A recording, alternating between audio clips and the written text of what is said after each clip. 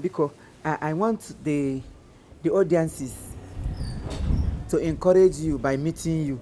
So can you just expose us to your nomenclature? Well, I'm a nomenclature by nature. No.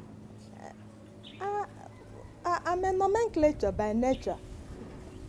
Expansion. My name is Uche. Nwakuche. Eduza. Sister Mange. Oh.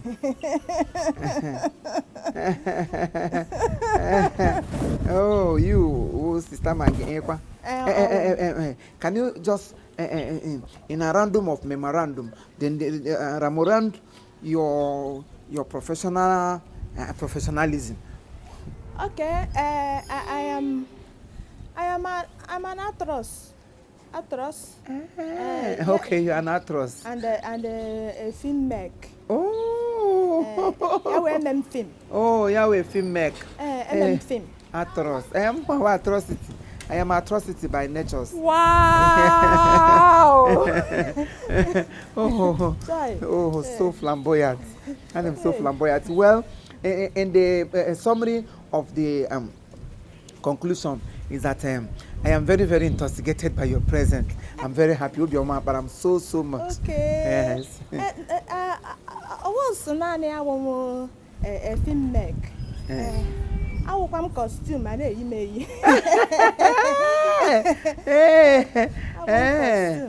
How come camera?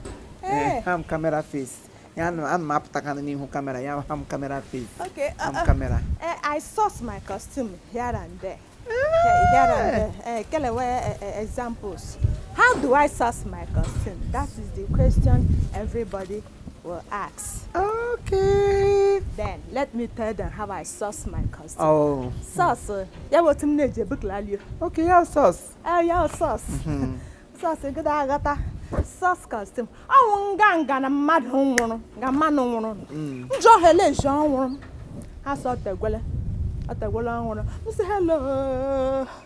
Elijah Nelly. I saw one this week in Babale. If I had a jeru. Uju, I will connect them.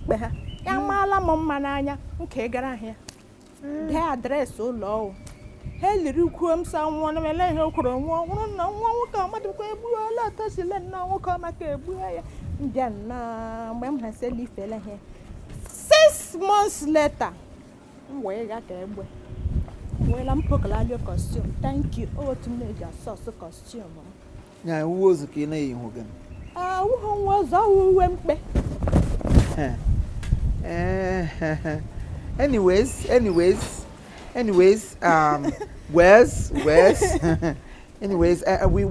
we came to conclusions of our discussions with Sister Mange because of the apparent disturbance of the atmosphere.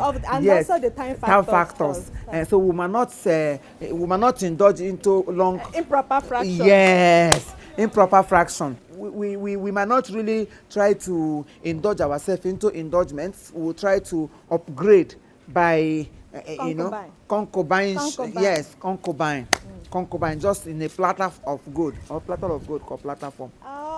Really plasmodium.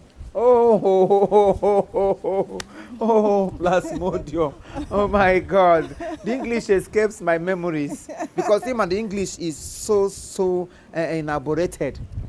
Well, if you ask me, I would say it's a little bit intoxicating, the English languages. Anyways, I'm a grammar myself. I'm a grammar myself. Let's just I don't want to speak much so that people will not start. Neither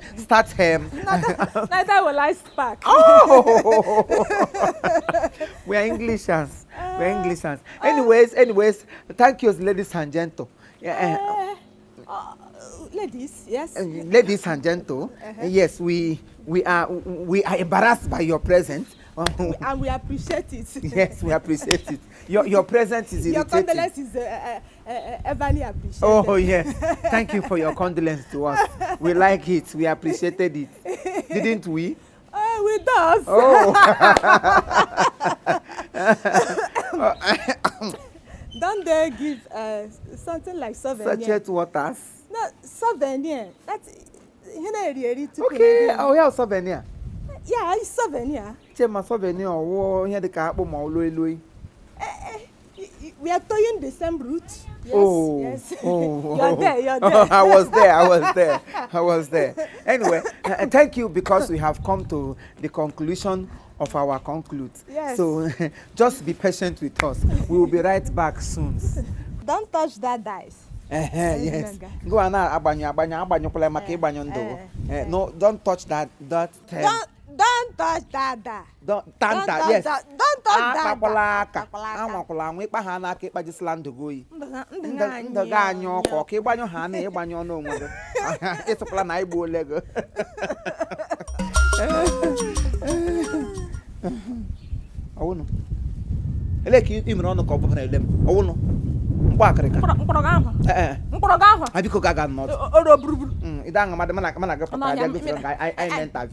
Onye mere ngo asa akpọrọ interview kpọgam n'ime interview biko kwuru shin you don't know how to interview ashame merele I am adding disgrace n'ime ndogo Adam symbolism n'ime ndogo Adam disgrace in fact igwa ga eziokwu Adam memorize Ibranga akoshin shaka common school it doesn't went Ibranga asa na asu beke aha nnum kpọdoro na akpọ sister Maggi ndị gụrụ akwụkwọ ndị jobra ndị arụghara Daziri Gebes that name Daziri Gebes sister Maggi sister Daziri Gebes Daziri Gebes ero buruburu sister Maggi sister Wedenta sister Ogiri Iwu so Maggi iwu sister Ogiri nwamgbe ntote ha agbari ego galaga gị n'ime ofe ga ka nga aghara aja akwụ ejigide ihu ozu maka say he was small husband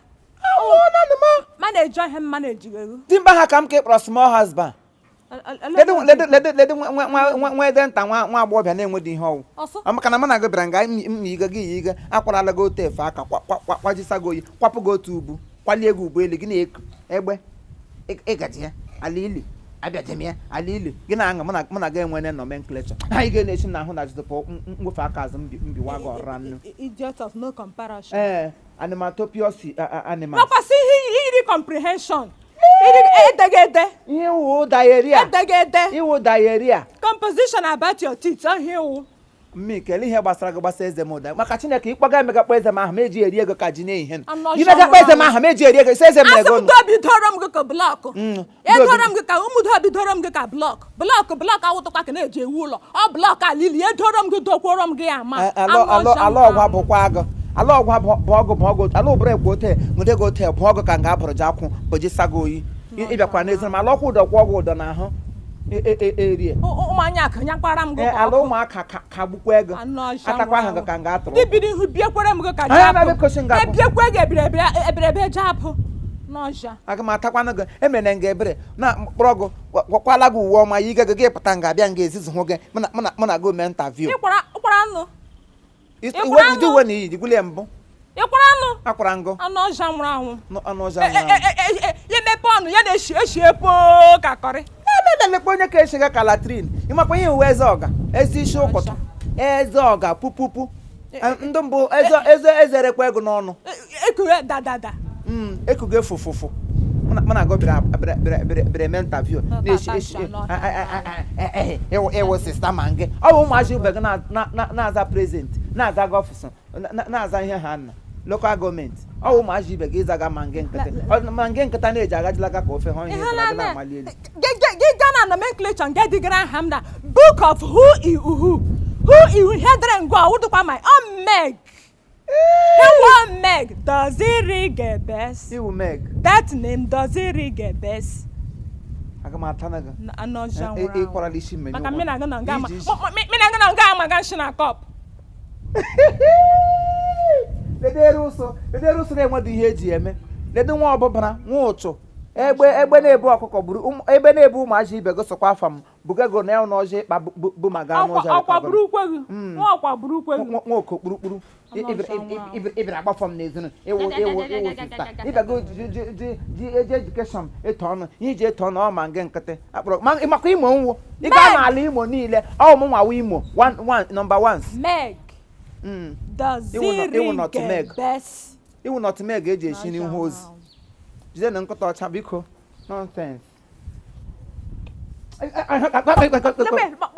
gị mega sụta m ọchị kpọrọ nkụ ma nso oge supu oge iburu ọrịa na-aga nwoge etu onye ga-edoji ọrịa n'ahụ titi m gbara gbala gị ọsọ kamgbe gị na-echigharị gị ọnwụ enye gị akara gị isi ọnwụ enye gị eru ụsọ gị isi ọnwụ ka ole wetara gị na-esi ọnwụ agbọbịa nwa oshi ọnwụ nkwana ịgịdo anwụrị ha kwana ịrị ha dị atọla nga uze nwewe n'olu ịtụrụchi n'ụwa gị uze ọ ụmụazị ibe gị ụmụchiri ihe a elie ha otu nri iyi akwa uhe ụzọ aga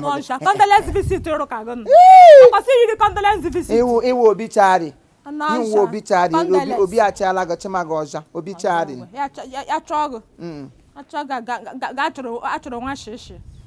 nonsenses ịbịara alụ di bịa n'ụlọ nlele ngụ alụdị m gụ kama m ga-alụ gị ala ekwe gbabịa abụ alụwo m ọtọ n'aka gị ga-alụ m gị kagbuo marriage maka enwere onye na-ele gị anya m afọ ide aṅamada aṅama na m na mụba m sịwọdụ gị hai mmadụ ole sigwere gị hai kamgbe a mụrụ gị hai ọwụdụ. We thank you for watching all our productions. Thank you for believing in us. Thank you for making us feel very important, because without you there will be no us. I and Sister Maggi, we put hands together to say thank you very much, and we promise to always make you happy. We promise to always knock at your door with something that will interest you. And again, I want to also tell you that if you want to watch more of our programs, you can get it, or you can just type Chief Imo's Comedy on YouTube. Ganime YouTube, type Chief Imo's Comedy. You get all of our work. And I want to also tell you that every Friday, we'll make sure we update something that will interest you. Thank you, and keep watching us. As you keep watching us, we'll keep also making you proud. We'll keep making you happy. We'll keep making you feel at home. Thank you very much, and God bless you. Bye-bye.